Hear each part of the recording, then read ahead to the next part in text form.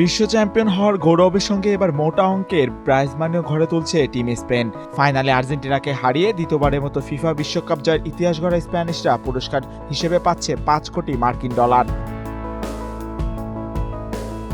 গত বছরের ডিসেম্বরে 2026 বিশ্বকাপের জন্য রেকর্ড $65,50,00,000 প্রাইজ ফান্ড ঘোষণা করেছিল ফিফা, বাংলাদেশি মুদ্রায় যার পরিমাণ ছিল $8,000 কোটি টাকারও বেশি।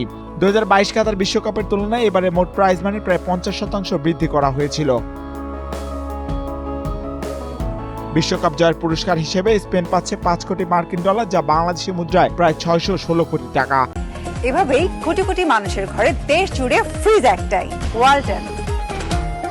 অন্যদিকে রানার্স আপ আর্জেন্টিনা পাচ্ছে $3,30,00,000 অর্থাৎ প্রায় $406 কোটি টাকা। তৃতীয় স্থান অর্জন করা ইংল্যান্ডের প্রাইজ মানি $2,90,00,000, যা প্রায় $357 কোটি টাকার সমান। আর চতুর্থ হওয়ার ফ্রান্স পাচ্ছে $2,70,00,000, যা বাংলাদেশি মুদ্রায় প্রায় $333 কোটি টাকারও বেশি। কেবল শীর্ষ 4 দলই নয়, নকআউট পর্বে খেলা প্রতিটি দলই উল্লেখযোগ্য অঙ্কের অর্থ পাচ্ছে। কোয়ার্টার ফাইনাল থেকে বিদায় নেওয়া মরক্কো, বেলজিয়াম, নরওয়ে ও সুইজারল্যান্ড প্রত্যেক দল পাবে $1,90,00,000 করে।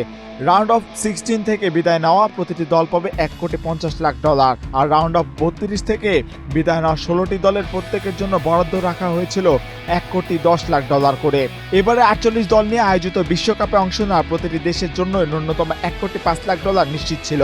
এর মধ্যে গ্রুপ পর্ব থেকে বিদায় নেওয়া দলগুলো পাচ্ছে $90,00,000 প্রাইজ মানি। পাশাপাশি প্রস্তুতি ব্যয় বাবদ প্রতিটি অংশগ্রহণকারী দেশকে দেওয়া হচ্ছে অতিরিক্ত $15,00,000 করে।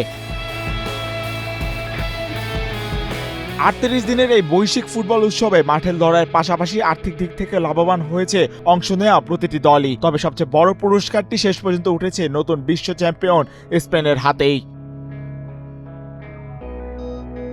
মাহিউজ্জামান, বাংলাদেশ প্রতিদিন।